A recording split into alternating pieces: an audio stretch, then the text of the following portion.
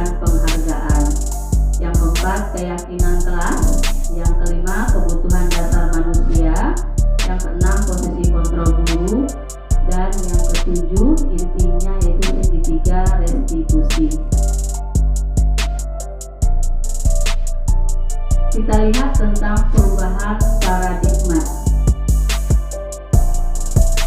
Di sini ada salah satu dari para ahli mengatakan, Stephen mengatakan bila kita ingin membuat kemajuan perlahan, sedikit-sedikit, ubahlah sikap atau perilaku Anda. Maka kita perlu merubah kerangka acuan kita, ubahlah bagaimana Anda melihat dunia.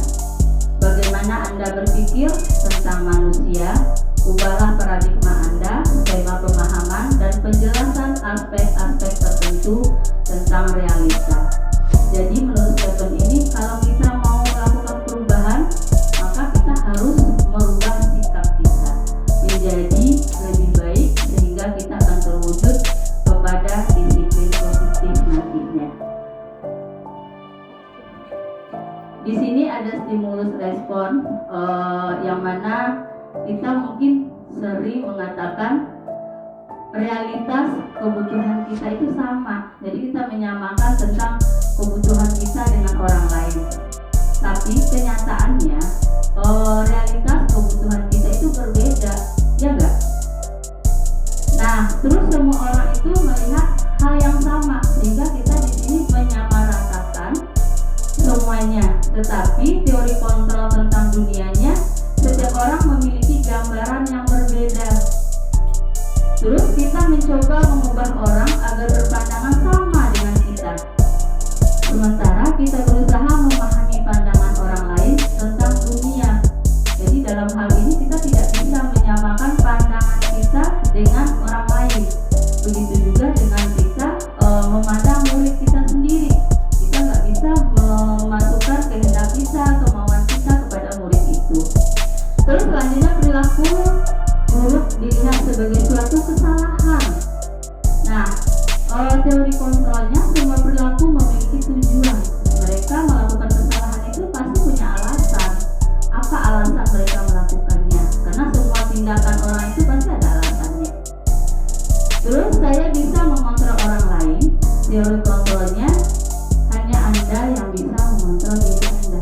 Jadi kalau kita melakukan kesalahan atau orang lain melakukan kesalahan, bukan orang lain yang bisa mengontrol, tapi diri kita sendiri yang bisa mengontrol kita. Terus pemaksaan ada pada saat rujukan gagal. Teori kontrolnya kolaborasi dan sukses menciptakan pilihan-pilihan baru. Selanjutnya stimulusnya model berpikir menang atau kalah. Teori kontrolnya model berpikir menang.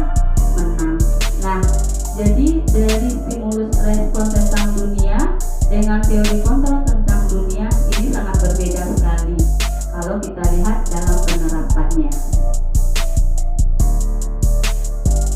Saya lanjutkan tentang disiplin positif. Kata disiplin juga sering dihubungkan dengan hukuman, padahal itu sungguh berbeda karena belajar tentang disiplin positif tidak harus dengan memberi hukuman. Justru itu adalah salah satu alternatif terakhir dan bila perlu tidak digunakan sama sekali. Nah, mungkin kita dalam mendidik murid-murid kita pernah melakukan, menurut kita itu adalah disiplin, aturan, kamu harus ikut aturan saya, sehingga kita langsung alternatif anak itu dia bersalah gitu. Padahal belum tentu dia melakukan kesalahan, karena setiap kesalahan pasti mempunyai alasan kenapa mereka melakukan itu. Di mana ada kemerdekaan, disitulah harus ada disiplin yang kuat. Sungguh pun disiplin itu bersifat self-discipline, yaitu kita sendiri yang mewajibkan kita dengan sekeras-kerasnya.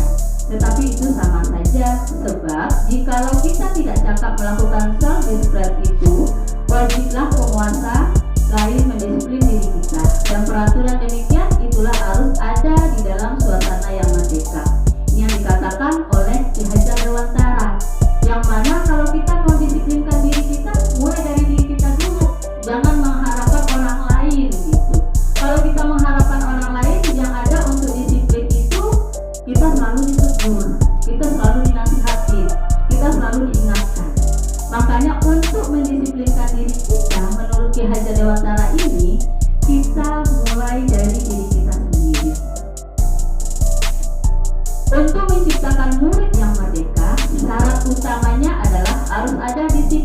kuat.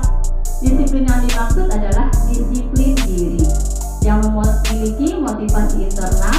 Jika kita tidak memiliki motivasi internal, maka kita memerlukan pihak lain untuk mendisiplinkan kita atau motivasi eksternal, karena berasal dari luar, bukan dari dalam diri kita sendiri. Nah, lebih jelas lagi dengan kita bahwa untuk mendisiplinkan diri itu memang munculnya dari kita. Makanya disiplin diri itu ada yang internal, ada yang eksternal. Mana nih yang mau kita ambil? Apakah kita itu pengen disiplin itu muncul dari orang lain atau dari diri sendiri? Nah, kembali lagi ke pribadi kita. Yang selanjutnya adalah teori motivasi. Dalam teori motivasi ini ada 3 perilaku manusia menurut Daniel Goleman. Yang pertama, untuk menghindari ketidaknyamanan atau hukuman. Biasanya di sini ada kata, kalau saya melakukan itu, apa yang akan terjadi? Kalau saya tidak melakukan itu, apa yang akan terjadi? Sehingga dia melakukan disiplin itu hanya menghindari hukuman saja, dapat penghargaan dari sesuatu. Yang kedua, untuk mendapatkan imbalan atau penghargaan dari orang lain. Kalau aku melakukan itu, apa yang aku dapatkan? Kadang ada yang seperti itu kita. Kalau aku melakukan pekerjaan itu, berapa? Apa yang aku dapatkan dari yang aku lakukan? Yang ketiga, untuk menjadi orang yang mereka inginkan dan menghargai diri sendiri dengan nilai-nilai yang mereka percaya. Nah, ini adalah 3 motivasi perilaku manusia. Menurut Bapak Ibu, yang mana nih yang kita pilih? 1, 2, apa 3? Apakah kita sebagai guru itu harus menunggu himbauan dari orang lain? Apakah kita sebagai guru ingin mendapatkan imbalan dari orang lain?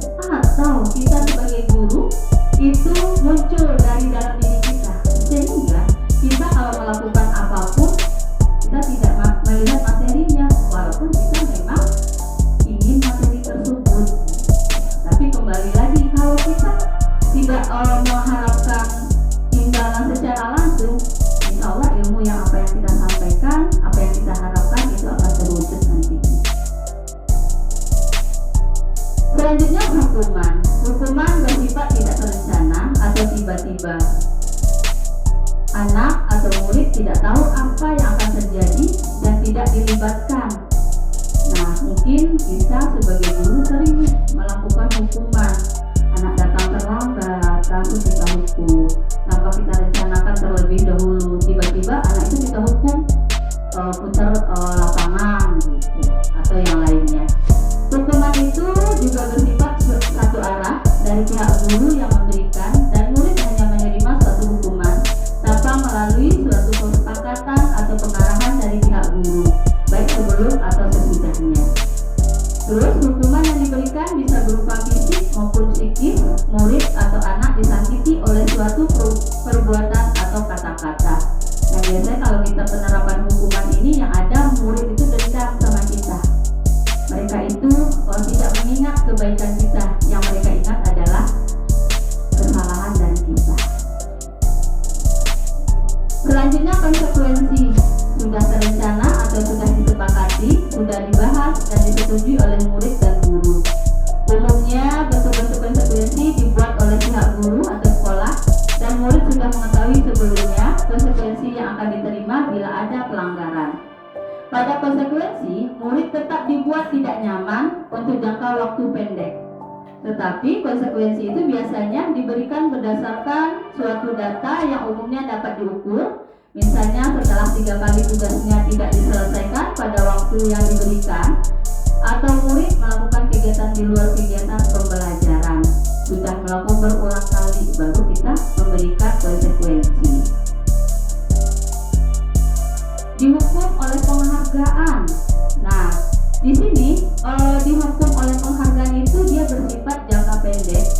Penghargaan merusak hubungan, penghargaan mengurangi ketepatan, penghargaan menurunkan kualitas, penghargaan mematikan kreativitas, dan penghargaan juga merupakan menghukum.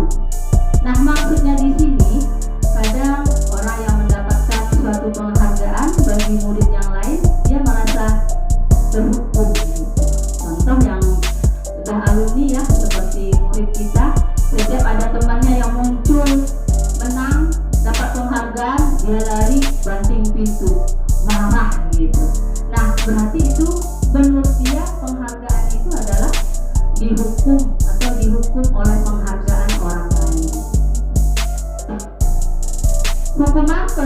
konsekuensi dan restitusi. Biasanya di sini kalau hukuman itu diidenti dengan kegagalan, ya seperti yang saya bilang tadi. Biasanya hukuman itu berupa fisik dan itu sangat berkesan sekali oleh murid kita, ya sangat berbekas sekali. Dan itu lama mereka mengenangnya. Nah, beda dengan konsekuensi atau restitusi. Kalau konsekuensi itu kita sudah menyepakati dengan murid kita, sudah tahu seperti yang ada di sekolah kita, data diri siswa mereka sudah tahu isinya apa. Jika mereka mendapatkan pelanggaran, mereka tahu sanksinya itu apa gitu. Nah, restitusi ini tingkat kita untuk menyelesaikan permasalahan mereka, sehingga hukuman, konsekuensi dan restitusi ini sangat berbeda sekali, ya. Nah, kalau hukuman itu luar biasa. Kalau bisa ini jangan kita lakukan. Kita lihat dulu kesalahan murid kita itu seperti apa. Selanjutnya adalah keyakinan kelas. Nilai-nilai kebajikan universal yang disepakati secara tersirat dan tersurat, lepas dari latar belakang suku, negara, bahasa maupun agama. Nilai-nilai kebajikan menekankan pada keyakinan seseorang akan lebih memotivasi seseorang dari dalam. Seseorang akan lebih tergerak dan bersemangat untuk menjalankan keyakinannya. Nah, mungkin sudah ada di antara beberapa guru yang sudah melakukan keyakinan kelas ini, ya.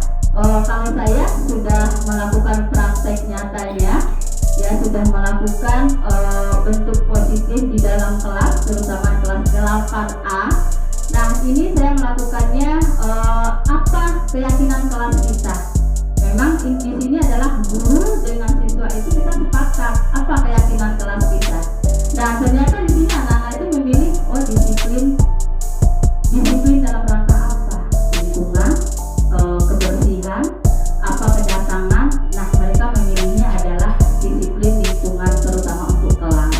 Nah, masih banyak keyakinan kelas yang lainnya.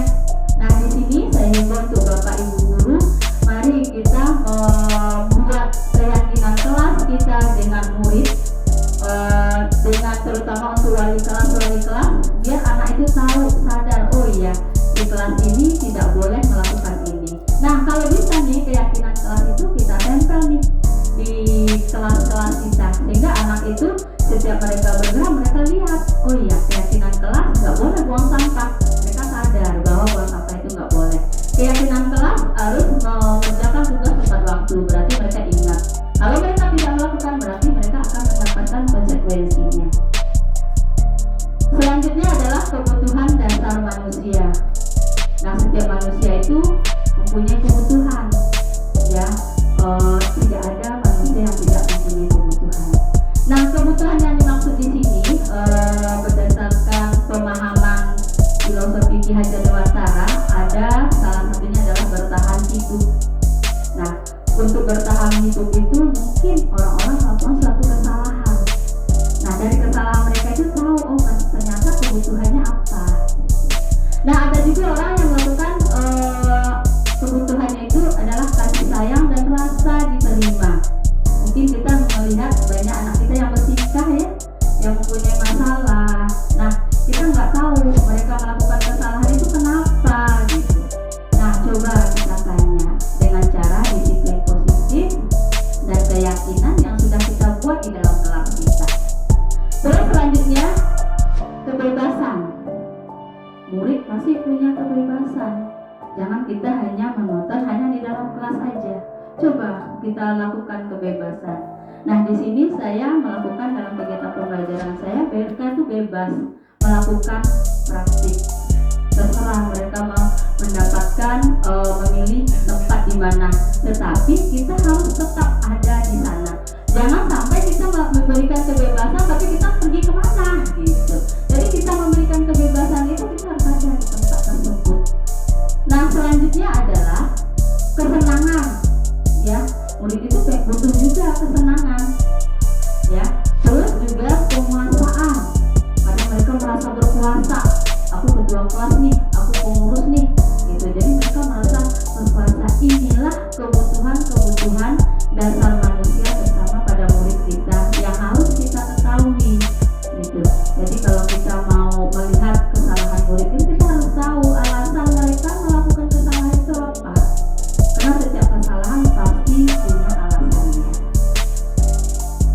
Kalau di sini juga saya melakukan pemilihan pengurus kelas, ya, meminta pendapat mereka, saya memberikan kebebasan kepada mereka untuk memilih siapa yang mereka inginkan, gitu ya.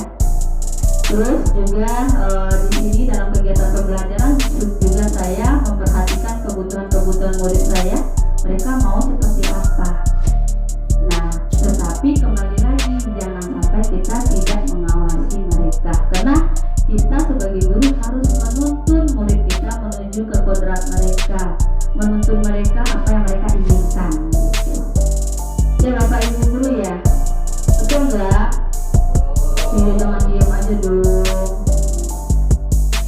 Nah, ini juga di akhir pembelajaran saya sudah menerapkan juga, yaitu refleksi kegiatan pembelajaran, apa sih perasaan mereka selama mengikuti pelajaran saya. Jadi bebas, saya berikan kebebasan kepada mereka.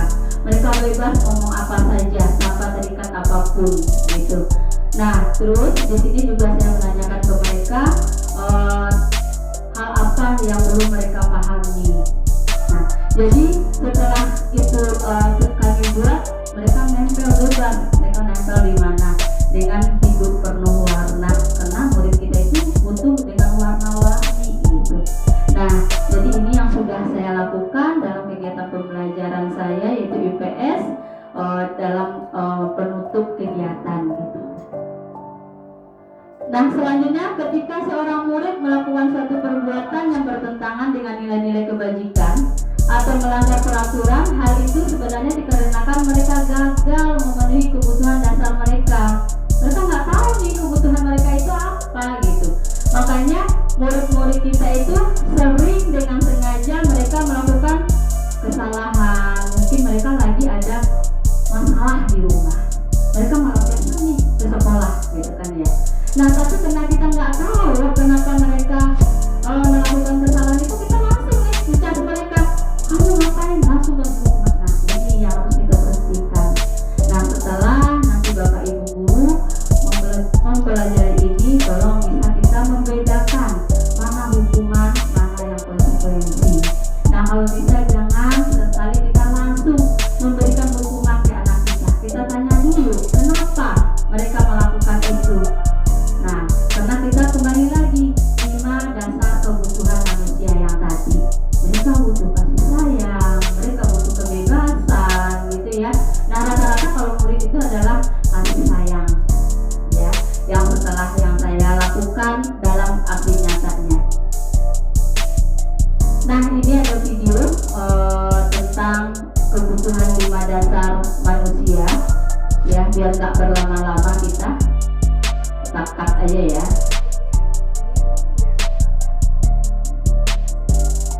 Pelan ya suaranya.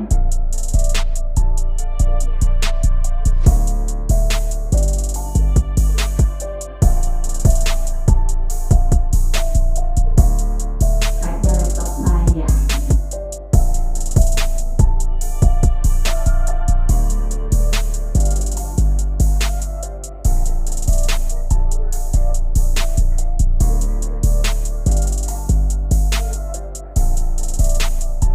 Kedengaran ya Bapak Ibu ya?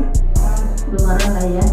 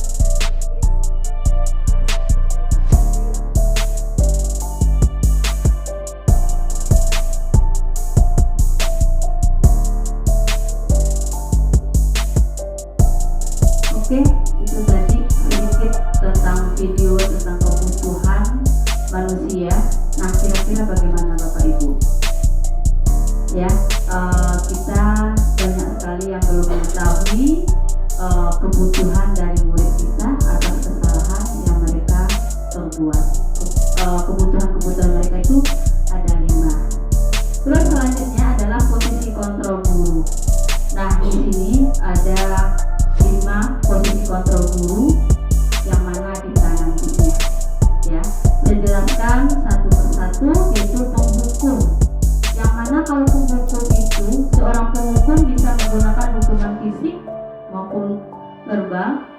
Sepertinya kita nggak pernah ya seperti itu, gitu ya. Guru-guru yang menerapkan posisi penghukum akan berkata, patuhi aturan saya, atau awas, kamu selalu saja salah. Jadi di sini kita tidak memberikan kesempatan kepada murid kita mereka untuk melakukan pembelaan. Jadi kita langsung menjudge mereka, langsung mengancam mereka. Nah, makanya mereka merasa tidak nyaman. Yang kedua, membuat merasa bersalah. Nah, mungkin ada beberapa di antara kita yang melakukan ini, yang mana posisi ini biasanya guru akan bersuara lebih lembut, ya, lebih lembut, kata-kata yang keluar dengan lembut, seperti ibu sangat kecewa sekali dengan kamu. Berapa kali bapak harus memberitahu kamu. Nah, sehingga mereka merasa luluh sama kita. Mereka merasa apa yang kita sampaikan, guru saya aja kasihan sama saya. Kenapa saya tidak kasihan sama guru saya? Nah, jadi seperti itu. Terus yang ketiga, teman. Nah, guru pada posisi ini tidak akan menyakiti murid, namun akan tetap berupaya mengontrol murid melalui persuasi. Posisi teman pada guru bisa negatif ataupun positif, tergantung yang menanggapi seperti apa.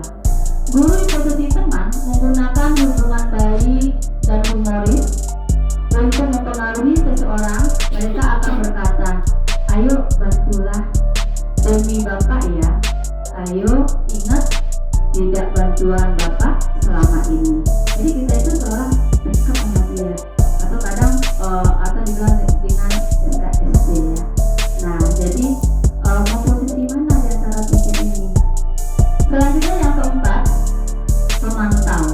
Nah, memantau berarti mengawasi. Pada saat kita mengawasi, kita bertanggung jawab atas perilaku orang-orang yang kita awasi. Siapa? Murid kita. Nah, pertanyaan yang diajukan biasanya untuk pemantau ini, peraturannya apa? Apa yang telah kamu lakukan? Sanksi atau konsekuensi apa yang akan kamu peroleh setelah kamu melakukan itu? Jadi ini kita sebagai pemantau. Ya, selanjutnya sebagai manajer ini ya. Nah, posisi di mana guru berbuat sesuatu bersama dengan murid, mempersilahkan murid mempertanggungjawabkan perilakunya, mendukung murid agar dapat menemukan solusi atas permasalahannya sendiri. Terus seorang manajer telah memiliki keterampilan di posisi teman maupun pemantau, dan dengan demikian bisa jadi di waktu-waktu tertentu kembali kepada kedua posisi tersebut bila diperlukan. Nah, kira-kira nanti kita posisinya mana? Apakah kita sebagai penghukum? Ya, apakah kita itu nantinya akan sebagai pembuat murid kita merasa bersalah? Teman, kayaknya kalau merasa bersalah itu berat banget untuk murid kita, merasa bersalah banget mereka gitu kan ya. Kalau teman, oke, ya, pemantau dan manajer. Nah, tapi di sini praktek nyatanya yang saya lakukan adalah pemantau dan manajer. Tapi kalau manajer kayaknya tinggi banget ya, ilmu saya belum sampai ke sana untuk manajer. Terus selanjutnya restitusi. Restitusi itu proses menciptakan kondisi bagi murid untuk memperbaiki kesalahan mereka sehingga mereka bisa kembali pada kelompok mereka dengan karakter yang lebih. Jadi ini kita memberikan penguatan kepada murid kita dengan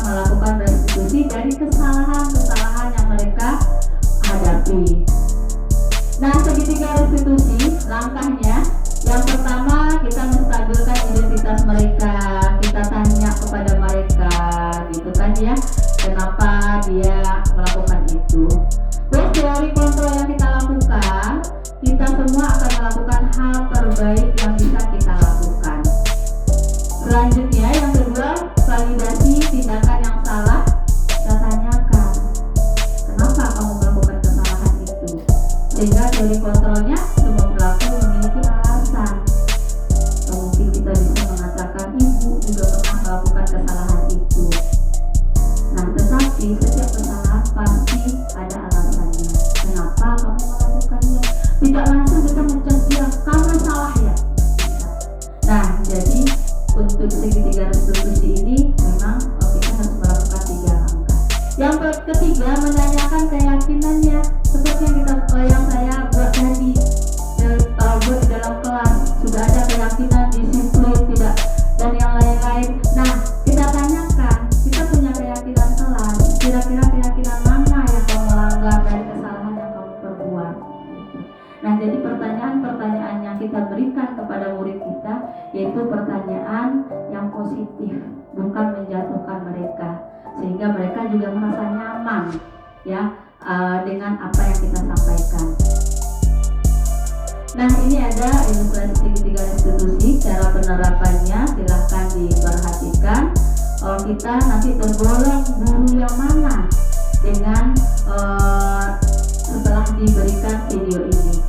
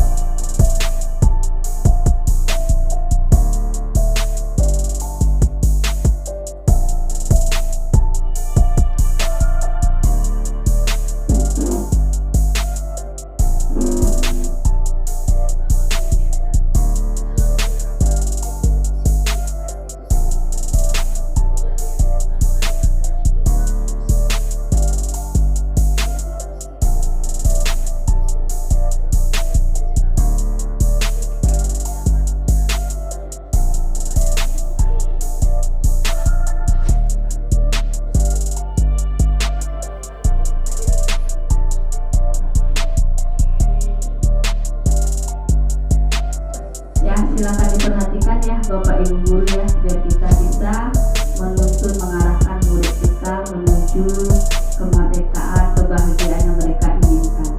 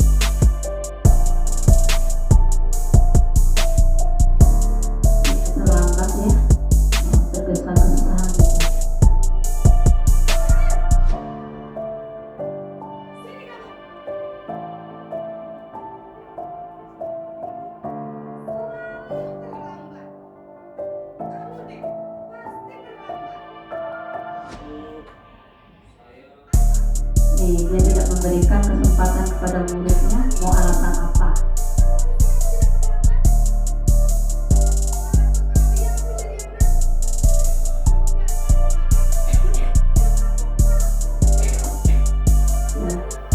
Kira-kira ada enggak ya kita seperti ini?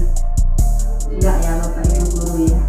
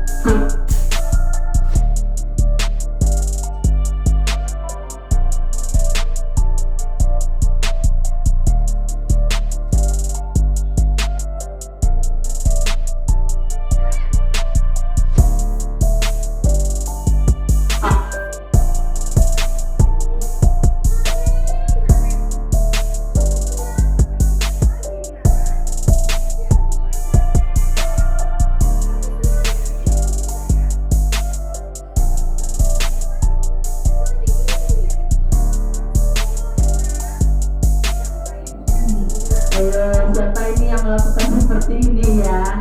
Kayaknya pernah ya yang melakukan begini.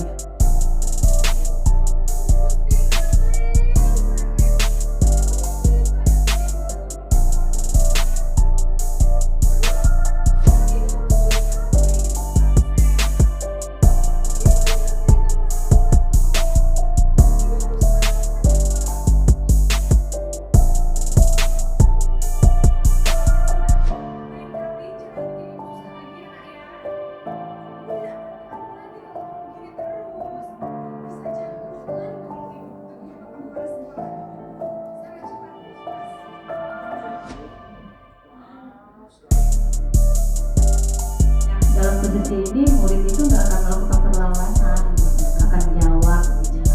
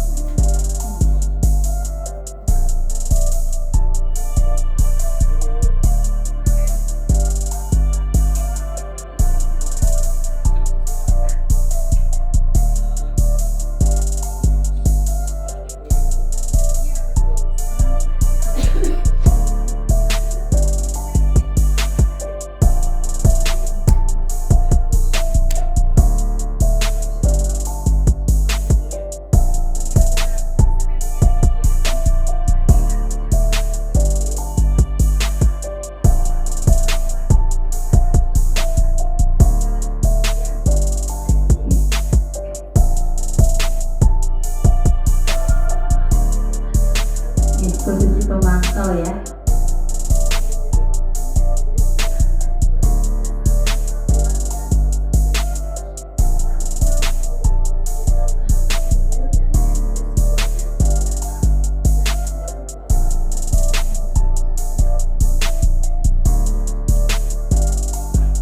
Yang terakhir ya, Bapak Ibu, posisi manajer.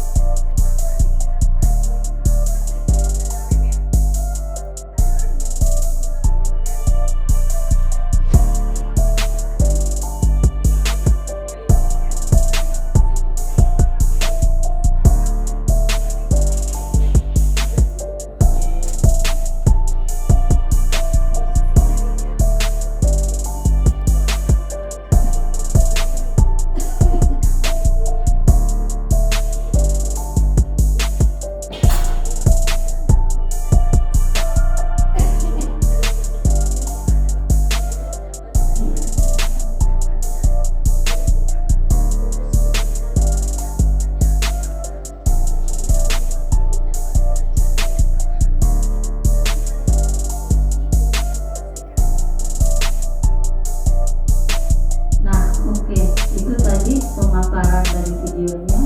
Kira-kira kita termasuk yang mana? Pak Irfan masuk yang mana Pak Irfan? Dari cara segitiga restitusi tadi.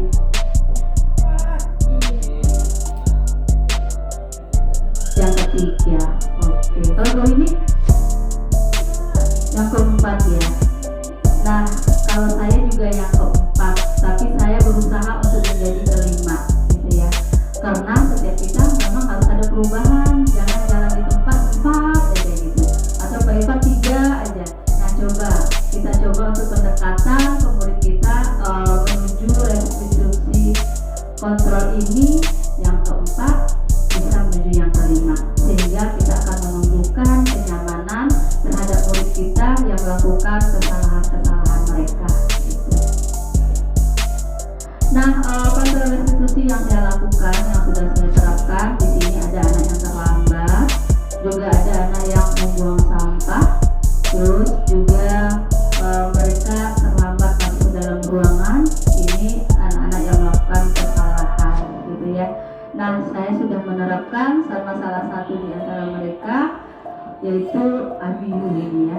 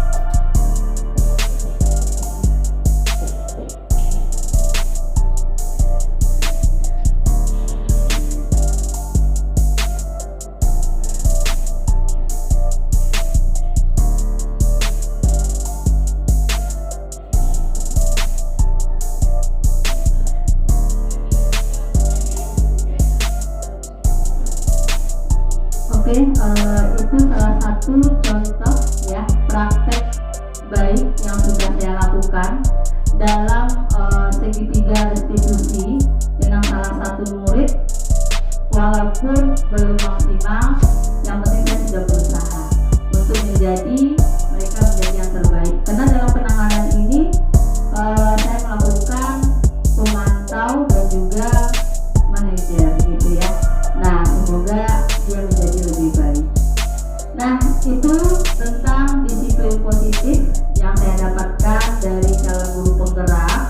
Nah, kira-kira ada nggak ya dari Bapak Ibu yang mau melakukan perubahan dalam menangani murid kita di kelas ya. Dan saya menghimbau untuk wali kelas, ayo kita sama-sama untuk mengawali pembelajaran kita dengan membuat keyakinan kelas. Karena dengan membuat keyakinan kelas itu, murid kita akan tahu atas rambu-rambu apa yang akan mereka lakukan, apa yang tidak boleh mereka lakukan. Nah, kalau mereka melakukan juga, nah kita bisa menggunakan dengan segitiga restitusi ini dalam menangani permasalahan mereka. Nah, di sini saya menekaninya, ayo janganlah kita sebagai penghukum, tapi kalau tidak bisa kita sebagai manajer, enggak kita menjadi teman buat murid kita gitu. Sehingga mereka di mana mereka belajar itu mereka akan merasa nyaman, aman gitu ya. Nah, ini sedikit ilmu yang saya dapatkan di modul 1 sehingga saya menerapkan. Semoga apa yang saya sampaikan hari ini bermanfaat dan bisa menambah wawasan kita bersama dan juga